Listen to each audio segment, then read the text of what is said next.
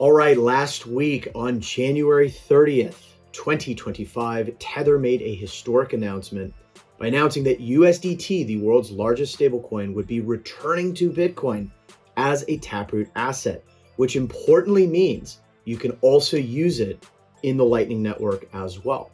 So in today's video, we're going to talk about what in the heck are Taproot assets just at a high level, how would this work, and what might the impact be both to Bitcoin, the Lightning Network, good, bad, ugly. Today we discuss. Let's jump in.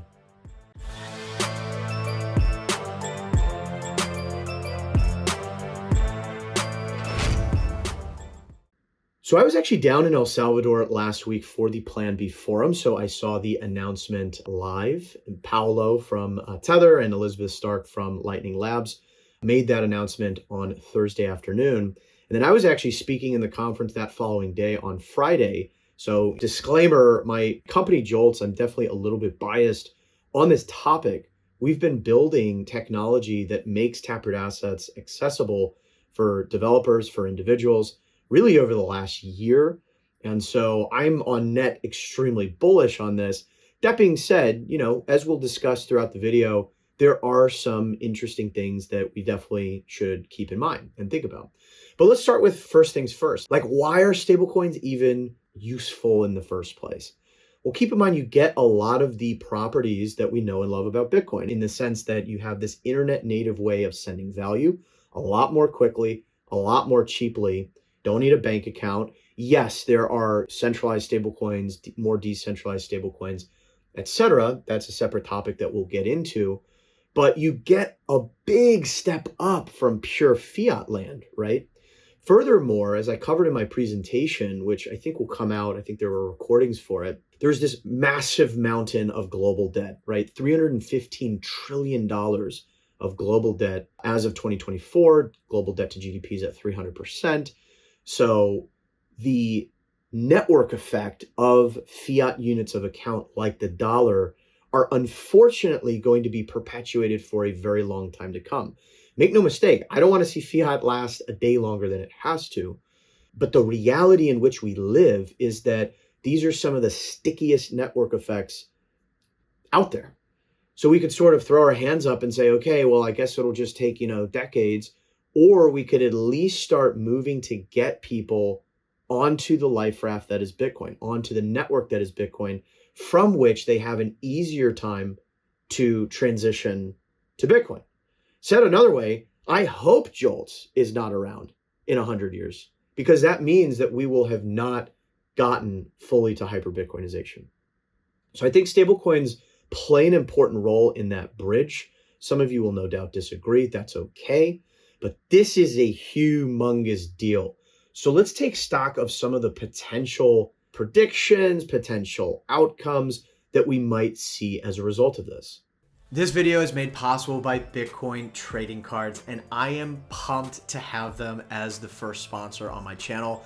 I met Aladdin and the team back at Pacific Bitcoin 2022, and I'm not gonna lie, at the time I thought, okay, cool, a quirky little Bitcoin project, but little could I have imagined at the time how this project would capture imaginations. I've personally used these to orange pill people that I care about in my life. The art is stunning and features Bitcoin artists all around the world. You get high quality Bitcoin education on topics like economics and freedom as part of that, which makes this, as you can imagine, a really special project for me. And I'm not gonna lie, it makes you want to collect these. The community behind this is also truly insane. And I think they have a real shot at bringing Bitcoin to the mainstream. So if you're curious to check them out, head over to btc-tc.com where you can find the different series they've launched. And hey, if you do end up snagging some cards, you'll also get some Bitcoin rewards back on your purchase, powered by Joltz. Here's to ripping packs and stacking sats. And again, in this video, I'm not going to go as deep into like how Taproot assets works. I've done some video content on that in the past, and I will no doubt do a deeper dive as well. But in a nutshell, you can natively issue assets on Bitcoin and then lift those assets into the Lightning Network by depositing assets into Taproot asset channels, which are functionally equivalent to Lightning channels. There is some really, really cool stuff that you can enable with Taproot assets. You can basically take some of what a company like Strike is doing and bring that all natively to the Lightning Network without custodians. So again, some very cool stuff there, but I won't hit as deep on the tech side. Let me know in the comments if you do want to see a deeper technical dive on some of that. But I would say number one by far is the potential additional payment volume this could bring to the Lightning Network. Over the last 12 months alone, there was 5.9, close to $6 trillion in organic stablecoin payments. What do I mean by organic? That means we're stripping away completely cross-exchange settlement. So big crypto exchanges will use stablecoins to settle value across each other. Automated smart contract, bot payments, things like that. Remove all of that. What you're left with are like remittances, people sending value across borders, paying for goods and services, businesses paying their suppliers overseas, payroll, right? Conducting payroll with a global workforce. If you've ever run a business with people around the world, like you know what a pain point some of these issues are. And some of you listening to this may be surprised and you think, oh, like I thought stablecoin payments are just sort of this like DeFi nonsense trading thing. Yes, there's a ton of trading activity that happens with stables, but there's also a increasing amount of real payments use cases that we are seeing. So let's take that kind of 5.9 trillion number annually. If Bitcoin were to capture a share of that activity that is merely proportional to its overall market dominance, which as of the making of this video is increasing even more as we speak, that would be approximately a $3.4 trillion payment volume opportunity for the Lightning Network annually. By way of comparison, and it's a little bit hard to precisely measure this because the Lightning Network has things like private channels, different things like that, but order of magnitude, and this we can see in the River 2023 Lightning report that they did, order of magnitude, it's probably about $1 billion currently annually on the Lightning Network. So 1 billion versus 3.4 trillion. And again, that's just if Bitcoin captures its quote unquote fair share. Even that may be conservative if Bitcoin just sucks up all of this activity. So that's at least 1,000 times higher than payment volumes on the Lightning Network today. And this is crucial because it kicks off that proverbial flywheel, right? By having more activity on the Lightning Network, you increase the ability to generate a yield. And I know for many that's a dirty word, but this is nothing more than earning fees for providing a real service, such as routing transactions on the Lightning Network, such as provisioning liquidity in what's called an edge node, which we'll talk about. So these are like real services, real fees that you can earn a Bitcoin native yield from. The more that those opportunities increase, the more liquidity, the more Bitcoin capital comes into the Lightning Network, which then supports more users, more usage, and so on and so forth. And the flywheel continues.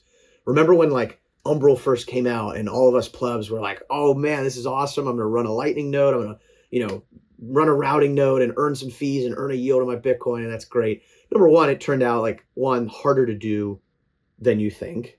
You really have to kind of like put some effort into running a properly connected routing node. And then second, there just simply was not enough activity on the Lightning Network. This is the kind of elephant in the room. Lightning is growing rapidly, make no mistake, but in absolute terms, still very small. And so people just weren't really able to generate a significant fee. Then you had interest rates go up and it was like, why would I commit capital to the Lightning Network? With Taproot assets, I think that changes in a big, big way. One of the really cool properties of Taproot assets is that you could be running a Lightning node that has no awareness whatsoever, right? It's just a regular Lightning node, no Taproot assets awareness. You don't care about Taproot assets, and you nonetheless can still benefit because the way that Taproot assets payment routing works is it interoperates with the existing liquidity on the Lightning Network. So like if someone wants to send USDT to someone else and they don't have a direct connection with that peer on the Lightning Network, they can route that through the existing liquidity and backbone of Lightning. And what's happening kind of behind the scenes is these conversions are happening via what are called edge nodes. And these are just Taproot asset aware Lightning nodes. So there's net new incremental opportunities for existing Lightning node operators, and there are new opportunities for edge nodes and Taproot asset aware Lightning nodes as well. I think this is going to be unambiguously the biggest thing that's ever happened to the Lightning Network by a long, long stretch. in terms at least of driving additional payment activity, which makes the business models of many of the companies building on the Lightning Network more sustainable. It's going to enable more opportunities for new Bitcoin founders, new Bitcoin entrepreneurs looking to build on the Lightning Network. I could imagine all sorts of edge node as a service type products. So this is a big deal, make no mistake. Another dynamic that we can probably expect here is that this will contribute to the long-term security budget of Bitcoin, which is a thing, make no mistake, right? This idea that once we're through with the block subsidy, transaction fees will have to suffice as an incentive for miners to perform their services with the Bitcoin blockchain. Now, the security budget has definitely been overblown at times, but make no mistake, like it is a real thing. And interestingly, we just saw the mempool clear the other day for the first time in a few years. And, a lot of people are debating around whether this is a good or bad thing. Like ultimately, I don't think it's necessarily either yet, but make no mistake, like if that happens some way in the future, it means one of a few things. It means we've either completely abandoned people to custodians, right? When there's just no on-chain activity, or we've lifted all of that activity somehow into, higher levels. So it could mean a number of things, but like, I don't think it's good, right? I don't think it's a good thing. So the way Taproot Assets works is they are initially minted on chain. The beautiful thing, by the way, is that Taproot Assets is a extremely chain efficient protocol, meaning the data that gets written onto the actual Bitcoin blockchain is incredibly minimal. It's just a single Taproot root hash, which we anyways already have via the Taproot upgrade that we got back in November 2021. This is very different from meta protocols like runes, ordinals, which puts a lot of data and bloats the chain with a lot of unnecessary asset metadata. So Taproot Assets at least has that going for it. But you start on chain and then you can lift those assets and deposit them into Taproot Asset channels, which, like opening any normal Lightning channel, requires an on-chain transaction as well. So this is, I think, a welcome contributor to the more medium and longer term security budget, especially given what we discussed earlier, that stablecoins are going to be around for a long time to come. Again, it gives a lot more optionality to people, right? If I want to pay in USDT and you want to receive it as Bitcoin, that's cool. If I want to receive something as Bitcoin and you want to send something as, USDT or a Taproot asset, that's cool. If you say, hey, I have no care in the world for this, keep these stablecoins away from me, you can still pay a normal Bitcoin Lightning invoice with a Taproot asset. So you turn the Lightning Network into this interoperable FX foreign exchange kind of system and routing network where Bitcoin, sats, are the underlying universal routing currency. Again, this is a huge, huge deal. And it creates all sorts of new payment flows that are achievable without custodians and native to the Lightning Network. With all of this, I think we will get many more new users to Bitcoin. Right now, there's millions of people around the world that are just using stablecoins and like no other, crypto assets. So they're going to Ethereum, to Solana, to Tron to do stablecoin stuff because up until now, you just didn't have the speed and low cost stablecoin transactions available on Bitcoin, right? A lot of you listening obviously care very deeply about decentralization. Most people in the world, unfortunately, do not. So it really is a game of those two things. That's it. Nothing else matters. Speed and cost. And the Lightning Network, due to its unique architecture as this payment channel network, can deliver the best of the best out of the bunch. That is why this is such a big deal. You get people coming to Bitcoin as their first stop in their journey. And so it's going to increase the imperative for great UX. At Joltz, we made a very exciting announcement following that of Tether's. I was speaking in the Plan B forum Friday that following day, and we announced our self-custodial wallet, which is the first self-custodial wallet that supports Taproot Assets. This is available now on test flight for Apple devices. I'm going to wait to do a in-depth tutorial of it until we have at least Android support, just so we're not kind of excluding a large group of people there. And the wallet is on-chain only currently. As I mentioned earlier, that's where Taproot Assets start. And then we will have all the Lightning support coming here very soon in the coming weeks. And for those of you that are familiar and that have watched this channel even, you know that self-custodial Lightning usage, and when you add Taproot assets, it gets even more complex. That has been a hard UX historically. But we have some real tricks up our sleeve. Think Moon Wallet, right? Which I think was really onto something. I've done a video on Moon Wallet. They were really, really onto something. They were far ahead of their time. The problem with the Moon approach of abstracting away channel liquidity completely is that it wasn't scalable as on-chain fees rise. And so we have what we believe will be a solution to that. So be sure you're subscribed, stay tuned, follow us on Twitter. It's Joltz_BTC for all the latest announcement there. And again, I will no doubt do some tutorials on that in the future. But again, we're taking real painstaking effort to make sure that we're solving these like really tricky UX pain points as it relates to self-custodial Lightning, because we're going to have many more new users coming onto Bitcoin who may have no exposure whatsoever to Bitcoin and crypto before that. Additionally, by the way, if you're a developer or a business of some kind, you have a product that you want to integrate Taproot assets into, so the ability to do Lightning payments, the ability to do Taproot asset on Lightning payments, we will also soon be releasing the Joltz SDK or software development kit, which makes it really easy for developers. You don't have to spend the thousands and thousands of development hours that we did building kind of all this scaffolding and tech stuff. So you can go to our website, joltz.app, and sign up for early access to that SDK. We've already had, I think, 20 submissions from some pretty big wallets out there. So it's really, really exciting to see that interest pouring in. But the last thing I want to cover now, we've hit on a lot of rosy stuff, right? And I want to be semi-objective at least.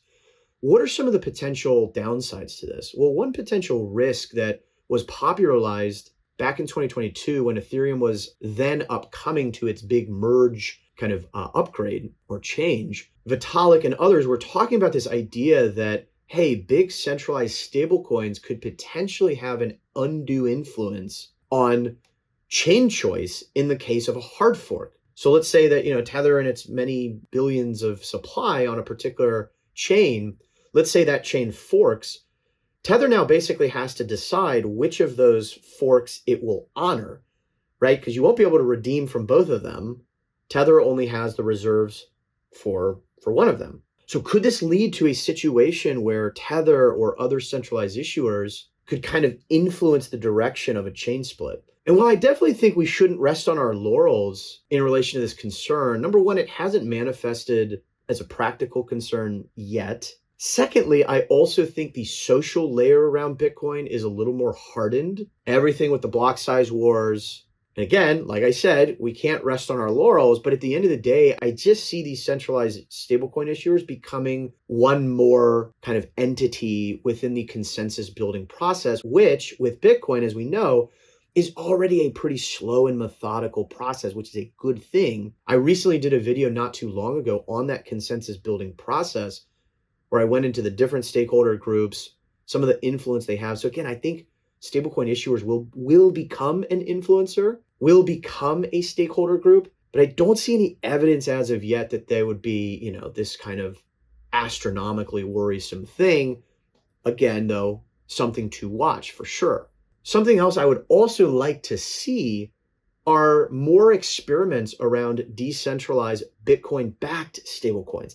That, my friends, I think is the holy grail, right? Where you can give people the utility of denominating their payments in the unit of account that they may have to use. Like, I may not like the dollar, but because I have liabilities on my balance sheet denominated in dollars, like I have to pay them in dollars. And I therefore probably have to denominate most of my business in dollars, at least for the time being. So you give people the utility to do that in a more permissionless, more censorship resistant way on Bitcoin, but then all the underlying collateral demand is Bitcoin the asset and not something like US treasuries, right? Even if you're a hodler and you're like, I'm all in on Bitcoin, I don't care about stable coins, like that could benefit you as well. So I hope we see more experiments there, but net, make no mistake, I think this is a massive deal for bringing new users onto the Bitcoin network, for getting people at least one step closer to that ultimate life raft. But I'm curious to hear, what do you guys think? Is this just a bunch of cope? Do you agree with some of these points? Do you disagree with some of these points? Let me know in the comments down below. But I hope you found this at least insightful. If you did, you already know what to do.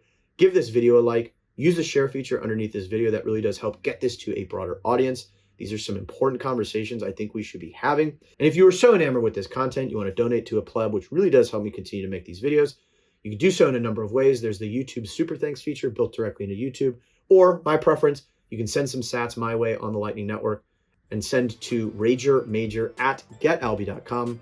Lastly, for those of you that want to get in touch with me, I'm now working with a number of clients one-on-one on a range of topics, from Bitcoin privacy best practices to running a node, setting up self-custody. I think increasingly some of what we're doing at Joltz can help businesses as well. So if you're interested in any of that, you can reach out to me at vita.io/IanMajor. But for now, we'll go ahead and leave things here. As a reminder, every sat counts. And until next time, my friends, I'll see you then.